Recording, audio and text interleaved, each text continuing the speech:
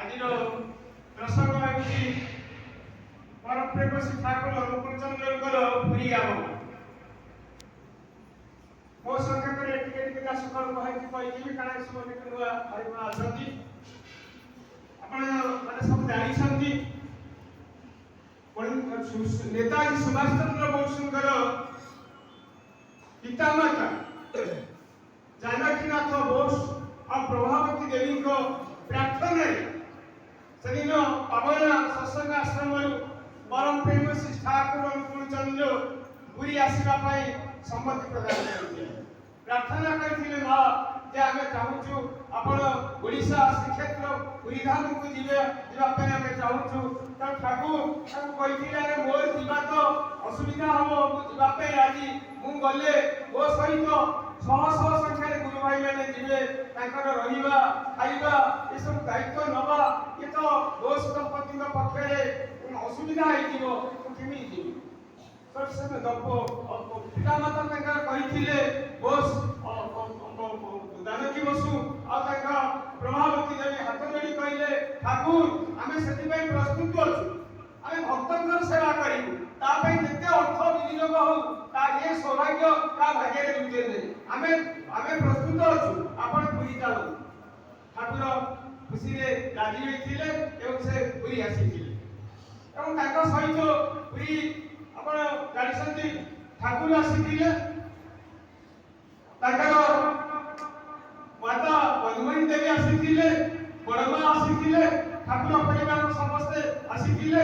ସେମାନେ ସମସ୍ତେ ଆସି ଆମର ପୁରୀରେ ଆର୍ମଷ୍ଟ୍ରଙ୍ଗ ରୋଡରେ ଥିବା ହରନାଥ ଲଜରେ ସେମାନେ ରହିଲେ ଏବଂ ତାଙ୍କ ସହିତ ତାଙ୍କର ଭକ୍ତ ଯେ ଆମର କିଶୋରୀ ମୋହନ ଦାସ ଆଉ ଗୋସେଇଦା ଅନନ୍ତ ମହାରାଜ ଏମାନେ ମଧ୍ୟ ସମସ୍ତେ ଆସିଥିଲେ।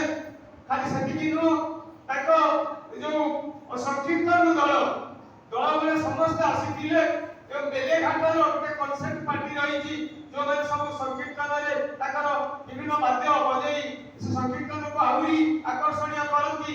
ବେଲେଘାଟର ସେ ଶିଳ୍ପୀମାନେ ସେମାନେ ସମସ୍ତେ ଆସିଥିଲେ। କାଲକାଟା ଆଉ ବିଭିନ୍ନ ଜାଗାରୁ ସତ୍ସଙ୍ଗୀମାନେ ଆସିଥିଲେ, ଆଶ୍ରମରୁ ମଧ୍ୟ ସତ୍ସଙ୍ଗୀମାନେ ଆସିଥିଲେ।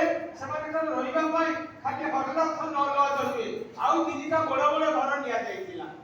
ସେ ଘରେ ହରନାଥ ଲଜରେ ଠାକୁର ରହିଲେ, ମା ରହିଲେ ଏବଂ ଆମର ଅନନ୍ତ ମହାରାଜ ରହିଲେ, ନଭରଚନ୍ଦ୍ର ଘୋଷ ରହିଲେ, ଠାକୁର ପରିବାରର ଅନ୍ୟମାନେ ରହିଲେ। ତାଙ୍କ ସହିତ ଗୋଟେ ଫଟୋଗ୍ରାଫର ଆସିଥିଲା ହରେକୃଷ୍ଣ ସାହା କାଲକାଟାରୁ, ସେ ମଧ୍ୟ ତାଙ୍କ ପାଖରେ ସବୁ ରହିଲେ ଏବଂ ଆମର କିଶୋରୀ ମୋହନ କୀର୍ତ୍ତନ ଋଷି କିଶୋରୀ ମୋହନ ସୁଶୀଲ ଚନ୍ଦ୍ର ବସୁ ଆମର ଗୋସେଇଦା ଏମାନେ ସବୁ ଆଉ ଗୋଟେ ଜାଗାରେ ଅନନ୍ତ ମହାରାଜ ଠାକୁରଙ୍କ ପାଖରେ ରହିଥିଲେ। ଏମାନେ ସବୁ ଆଉ ଗୋଟେ ଘରେ ରହିଲେ, ସତ୍ସଙ୍ଗୀମାନେ ଯୋଉମାନେ ଆସିଥିଲେ ସେମାନେ ଆଉ ଗୋଟେ ଘରେ ରହିଲେ। ତିନିଟା ଘରେ ସେମାନେ ରହିଲେ ଏବଂ ସେଠି ବୋଷ ଦମ୍ପତି ସମସ୍ତଙ୍କର ଖାଇବା ପିଇବା ରହିବାର ସମସ୍ତ ଦାୟିତ୍ୱ ନେଲେ। ରାତି ପାଇଲେ ସକାଳ ହେଲେ ଆସୁଥିଲେ କି ବୋଷ ମା ପହଞ୍ଚି ଯାଉଥିଲେ, ଆଗ ଆସି ଯାଉଥିଲେ ଆମର ଜାନକୀ ନାଥ ବୋଷ। ସେ ଆସି ହାତ ଯୋଡ଼ି କହୁଥିଲେ ଆପଣ ମାନଙ୍କର କଣ ଅଭାବ ଅସୁବିଧା ରହିଛି, ଆପଣଙ୍କର ଆଉ କଣ ଦରକାର କହନ୍ତୁ ମୁଁ ଦେବି ଏବଂ ସେ ଯାହା ସବୁ ସୁବିଧା ସବୁ କହୁଥିଲେ ଆଉ ସେ ମଧ୍ୟ ସାଙ୍ଗେ ସାଙ୍ଗେ ଯୋଗେଇ ଦଉଥିଲେ। କିନ୍ତୁ ବୋଷ ମା ସେ ଦିଥର ଆସୁଥିଲେ ଦିନକୁ, ଖରାବେଳେ ଯୋଉ ଖାଇଲା ବେଳେ ମଧ୍ୟାହ୍ନ ଯୋଉ ଖାଇବା ସମୟରେ ଖାଇବାରେ କଣ ଅସୁବିଧା ହଉଛି, କାହାର କଣ ଆଉ ଦରକାର, ପତର ବୁଲିକି ସବୁ ଲୋକଙ୍କ ପାଖରେ ବୁଝୁଥିଲେ ଆପଣଙ୍କ ପାଖରେ ଆଉ କଣ ଲାଗିବ, ଆପଣଙ୍କ ପାଖରେ ଆଉ କଣ ଲାଗିବ, ସବୁ ଇଏ ଆପଣ ଆଉ ଟିକେ ଖାଆନ୍ତୁ, ଏମିତି ମାନେ ଇତି ଆପଣ ମାନେ ନିଜର ଭାବି ସେ ତାଙ୍କର ସେବା କରୁଥିଲେ।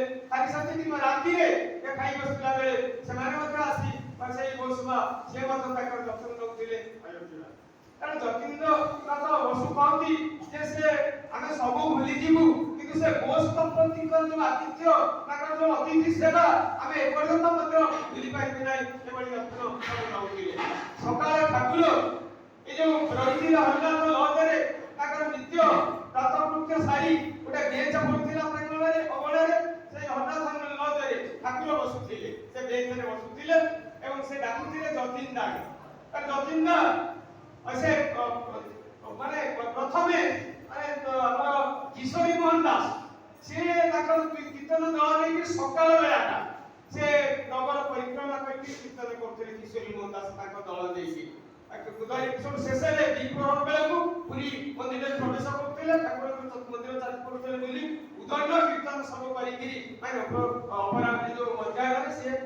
କରିଥିଲେ। ତାପରେ ଆଉ ଗୋଟେ ଦଳ ଯୋଉ ଯତୀନ ନାୟକର ଦଳ ତାଙ୍କ ପାଇଁ ଠାକୁର ସବୁ ବାଦ୍ୟଯନ୍ତ୍ର ବ୍ୟବସ୍ଥା କରିଥିଲେ। 12ଟା ଘୋଳ, 12 ଯୋଡ଼ା କଂସାଳ, 12ଟା ପିଠା ଘଣ୍ଟା, 12ଟା ଶଙ୍ଖ, ଏମିତି ସବୁ ତାଙ୍କ ପାଇଁ କରିଥିଲେ। ଏବଂ ସେ ତାଙ୍କ ସହିତ ମଧ୍ୟ ସେ ଯୋଉ ଆସିଥିଲେ ବେଲାଘାଟର ଯୋଉ କନସେପ୍ଟ ପାର୍ଟି, ସେ ମଧ୍ୟ ବିଭିନ୍ନ ବାଦ୍ୟଯନ୍ତ୍ର ଦେଇ ଯାଉଥିଲେ। ଗୋପନ୍ଦା ତରଣୀ, ଗୋପନ୍ଦାଙ୍କର ଯୋଉ ଜୟ ଢକା ତାର ଗୁରୁଗମ୍ଭୀର ଗର୍ଜନରେ କୀର୍ତ୍ତନର ଶୁଭାରମ୍ଭ ହଉଥିଲା। ଠାକୁର ପଚାରୁଥିଲେ ରଚିତା ଆଜି କୋଉ ମାନେ ଦଳ ନେଇ, ଆଜି ତୁମେ କୋଉ ଗାଁ ନେଇକିରି ଯିବ, କୋଉ କୀର୍ତ୍ତନଟା ନେଇକିରି ଯିବ, ଆଗ ମତେ ବୋଲିସ୍ ମତେ ଦିଅ, ତତେ ଦିଅ, ତାପରେ ଯିବ। ସେୟା ହିଁ ହଉଥିଲା। ଏବଂ ଯତୀନ ତାଙ୍କର ପ୍ରଥମ ଯୋଉ ଗାଁ ନେଇକିରି ଯିବେ ଠାକୁରଙ୍କୁ ଶୁଣଉଥିଲେ। ଠାକୁର ସେଥିରେ ଆନନ୍ଦିତ ଉଚ୍ଛ୍ୱସିତ ଆନନ୍ଦରେ ଡଗମଗ ହଉଥିଲେ।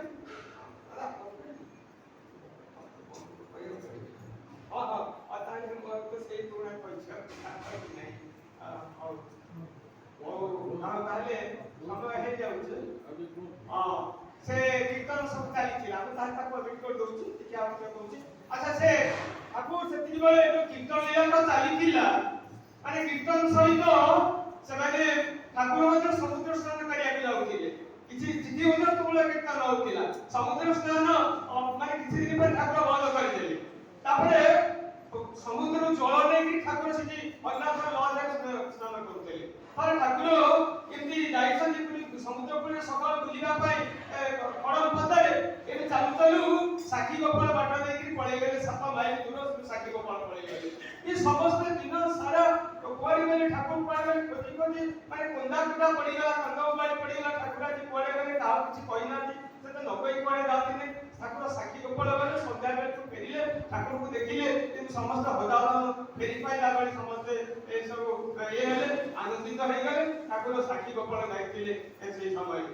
ଆଉ ଆପଣ ଜାଣିଛନ୍ତି ସେତେବେଳେ ଏମାନେ ସବୁ ଥିଲାବେଳେ ଏ ପୁରୀରେ ଆମର ନିଗମାନନ୍ଦ ସରସ୍ୱତୀ ଦେବ ତାଙ୍କୁ ମଧ୍ୟ এই ଭକ୍ତମାନେ ଯାଇ ତାଙ୍କ ସହିତ ଆଲୋଚନା କରିଛନ୍ତି। ତାଙ୍କ ପାଖରେ ବିଶୁଦ୍ଧାନନ୍ଦ ବୋଲି ଗନ୍ଧ ବାବା ବୋଲି ଜଣେ ବାବା ଥିଲେ। ସେ ତାଙ୍କର ଗୋଟେ এই ଯୋଉ ଜପ କାଚ ଦିଏରେ ସେ ଖରାରେ ଦେଖେଇକି ସୁନ୍ଦର କରି ତୁଳା ଦିଏରେ ଦେଖେଇକି ସେ ସବୁ ସେ ତୁଳାଟା ସବୁକୁ ସୁଙ୍ଗିବାକୁ ଦେଉଥିଲେ। ବର୍ତ୍ତମାନ ଯଦି ଗୋଟେ ବାସନା ହଉଛି ଆଉ ଟିକେ ଦେଖେଇଲେ ସିଏ ଆଉ ଗୋଟେ ରସ, ଆଉ ଗୋଟେ ରସ, ଇଏ କେମିତି ବାସ ବିଭିନ୍ନ ବାସ କେମିତି ହଉଛି ସମସ୍ତେ ଆଶ୍ଚର୍ଯ୍ୟ ହେଇଗଲେ। ମାନେ ଏଇ ଲୀଳା ମାନେ ସେମାନେ ସବୁ ଖୁସି ହେଇଗଲେ, ଆନନ୍ଦିତ ହେଇଗଲେ। ତାପରେ ଆଉ ମାନେ ଠାକୁର ସେତେବେଳେ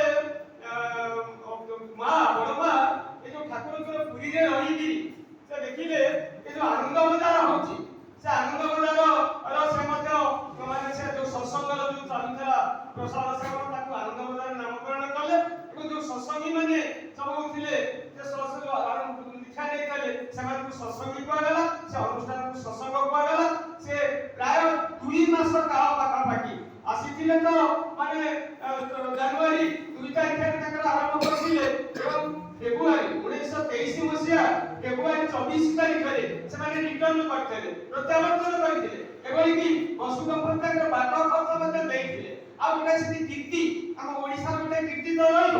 ଓଡ଼ିଆ ମାନେ ସବୁବେଳେ ପଛରେ ରହିଛନ୍ତି, ସବୁବେଳେ ପଛ ଟାଣ, ଅନ୍ୟ ଯେତିକି କଥା ଗୋଡ଼ ଟାଣନ୍ତି। ଆପଣ ଜାଣିବେ ଗୋଟେ ସେଠି ଅଶୁଭ ପରିଣତି, ଅପ୍ରୀତିକର ପରିସ୍ଥିତି ହେଇଥିଲା। ଯୋଉ ରୋଷେଇଆ ନନା ସେଠି ରୋଷେଇ କରୁଥିଲା, ସେ ଅଗଣାରେ ଗୋଟେ ଲିମ୍ବ ଗଛ ଥିଲା। ସେ ଲିମ୍ବ ଗଛ ଉପରେ ଗୋଟେ ଗାତ କରିକି ଯୋଉ ଚାଉଳ ରୋଷେଇ କରିବାକୁ ତାକୁ ଦିଆଯାଏ, ସେ ଚାଉଳ ଉପରେ ସେ ତା ଉପରେ ରଖୁଥିଲା। ଥରେ ଧରା ପଡ଼ିଗଲା, ଲୋକ ଦେଖିଦେଲେ ଆରେ ରୋଷେଇଆ ନନା ଏଠି କ'ଣ ଚାଉଳ ଲୁଚେଇକି ରଖୁଛି। ତମେ ଦେଖିଲେ ସେ ମାଧବ ଭିତରେ ଘେରିଗଲେ, ଠାକୁର ଆସି ପହଞ୍ଚିଗଲେ। କହିଲେ ଆଜି କ'ଣ ହଉଛି? ନା ଆଜ୍ଞା ସେ ଯାହା ଚାଉଳ ଦିଆହଉଛି ସବୁ ଚୋରି କରିକି ରୋଷେଇ କରି ରଖିବା ପାଇଁ ନନା ସେଠି ରଖୁଛନ୍ତି। ତାପରେ ନନା ଠାକୁର ପଚାରିଲେ ବାବୁ ତମେ କାହିଁ ଚୋରି କରୁଛ କାହିଁ? ନା ଆଜ୍ଞା ମୁଁ ଦରମା ଛାପ କିଛି ଅଣକୁ ନାହିଁ, ଆଉ ଏଠି ଟିକେ ଅଭାବ ଅସୁବିଧାରେ ଅଛି, ସେଇପାଇଁ ମୁଁ ଚୋରି କରିଦେଲି। ଠାକୁର ସେ ଚୋରି ଚାଉଳ ଦେଲେ, ଆଉ ଚାଉଳ ଦେଲେ, ପଇସା ଦେଲେ, କହିଲେ ଏଭଳି କାମ କରିବୁନି। ଲମ୍ବ ହେଇକି ସେ ପଡ଼ିଗଲା, ବୋଉ ହେଇକି କାନ୍ଦିକି କହିଲା ଠାକୁର ମୁଁ ଆଉ ଦିନେ ଏଭଳି ଚୋରି କରିବି ନାହିଁ। ସେ ଜନ୍ମର ଦିନେ ବୋଧେ ସେ ନନା ଏଭଳି ଭାବରେ ଚୋରି କରନ୍ତି କରିନାହାନ୍ତି। ଏଭଳି ଭାବରେ ସୁନ୍ଦର ଭାବରେ ମହାସଂକ୍ଷିପ୍ତ ଲୀଳା ସେଠି ସେ କରିଛନ୍ତି। ମାନେ ଭିକ୍ଷାର ପ୍ରସାର ହେଇଛି। ଆଉ ଠାକୁର ପ୍ରତ୍ୟାବର୍ତ୍ତନ କରିଛନ୍ତି ସେଦିନ 1923 ମସିହା ଫେବୃଆରୀ 24 ତାରିଖରେ। ଏବଂ ସେଠି ମାନେ କେବଳ ଗୋସାଇଁ ତାଙ୍କୁ ଛାଡ଼ିକି ଏଇଭଳି ଭାବରେ ମହାସଂକ୍ଷିପ୍ତ ଲୀଳା ହେଇଥିଲା। ମାନେ ସମ୍ପର୍କରେ ଆଲୋଚନା କରିବେ, ଏଥିପାଇଁ ମୋର କଥା ଶେଷ କରୁଛି। ବନ୍ଦେ ପୁରୁଷୋତ୍ତମଂ